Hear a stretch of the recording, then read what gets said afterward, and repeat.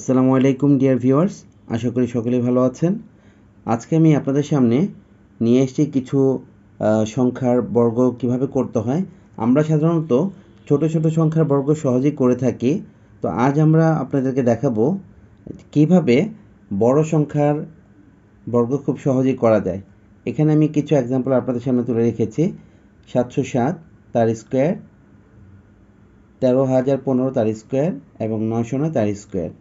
তো এখানে একটি কন্ডিশন হচ্ছে, অবশ্যই এই সংখ্যাগুলোর মধ্যবর্তী অঙ্কটি শূন্য হতে হবে। চলুন দেখি কিভাবে সহজেই এই বড় বড় সংখ্যার বর্গ আমরা খুব সহজেই করতে পারি। এখানে প্রথমে আমরা দেখব এই 7-এর যদি আমরা স্কোয়ার করি তাহলে কত হয়, 49। আমরা এটা এখানে লিখব। এই 7-এর বর্গ করলে কত হয়, 49, এটা আমরা ডান পাশে লিখব। আর মাঝখানে এই সাথে সাথে এই 7 গুণ এবং তার সাথে এই যে স্কোয়ার পাওয়ার আছে সেটা গুণ হবে।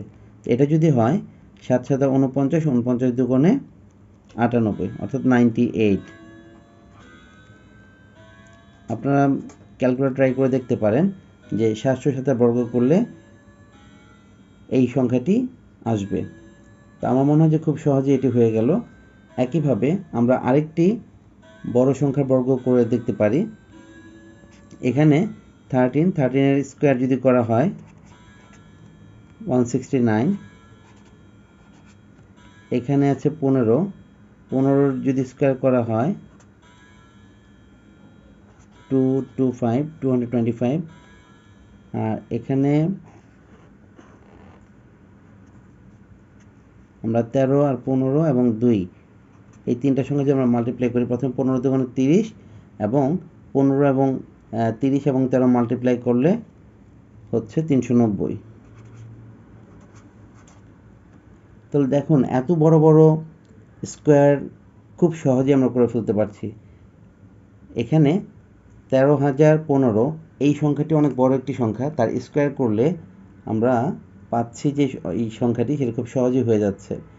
একইভাবে আপনারা বলবেন 909 বর্গ করলে কত হবে, এটা আপনারা কমেন্টসে উত্তরটি লিখে জানাবেন। ধন্যবাদ।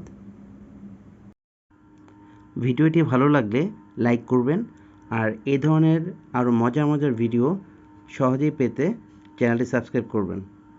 Thanks for watching.